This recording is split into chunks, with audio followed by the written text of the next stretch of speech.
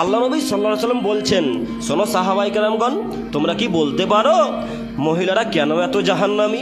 তোমরা কি বলতে পারো মহিলারা কেন এত জাহান্নামী? ও আমার সঙ্গী সাথীগণ, তোমরা কি বলতে পারো মহিলারা কেন এত জাহান্নামী? তখন সাহাবায়ে কেরাম বলছেন, আল্লাহ এবং আল্লাহ রাসূলই ভালো জানেন, আমরা কিভাবে বলবো আল্লাহ নবী, আপনি বলেন। তখন মুহাম্মদ সাল্লাল্লাহু আলাইহি ওয়াসাল্লাম বলছেন, শোনো, মহিলারা বেশি জাহান্নামে যায় তার স্বামীর কথাকে অমান্য করার কারণে। মহিলারা বেশি জাহান্নামে যায় অকৃতজ্ঞতা স্বীকার করার কারণে। মহিলারা বেশি জাহান্নামে যায় বেপর্দা চলাচল করার কারণে। কয়টা মহিলাদের কারণ জাহান্নামে যাওয়ার মনে থাকবে না? এই মাইক আওয়াজ কি বাইরে যাচ্ছে না মসজিদের ভেতরেই আবদ্ধ? বাইরে যাচ্ছে?